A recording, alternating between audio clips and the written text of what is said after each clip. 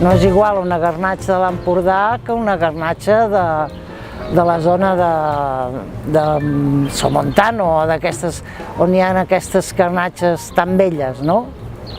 De Borja o tots aquests llocs que hi ha garnatxes velles i són molt diferents, o sigui, el tast seria completament diferent, una cabernet d'un puesto a la cabernet d'un altre.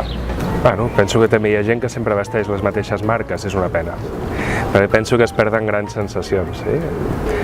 A mi, jo sóc del vi català, he nascut a Catalunya i m'agrada molt, però penso que per poder valorar la importància dels nostres vins hem de saber què es fa a fora. Perquè precisament, quan tastes vins de fora i veus que els teus estan competint amb la cara ben alta, és quan realment pots valorar la importància dels vins d'aquí i ser un bon ambaixador. Para mí, cada botella de vino es un mundo. Entonces, como piensas que una variedad va a mostrarse, puede que en este caso no se muestra como estás esperando.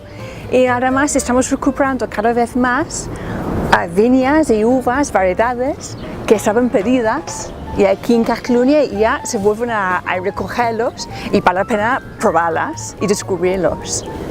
Bé, moltes persones tenim certs gustos o certs gustos adquirits, és a dir, que ja tenim experiències prèvies i potser sí que ens agradarà més una varietat que una altra, però crec que estem cada cop més oberts a provar varietats noves. Tenim uns gustos predeterminats, però amb les mires més obertes per provar d'altres coses.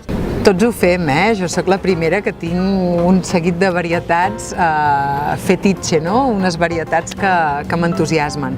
Però sí que és veritat que s'ha d'anar molt alerta a l'hora de dir això, perquè és tant o més important que la varietat és l'elaborador i la seva manera d'elaborar.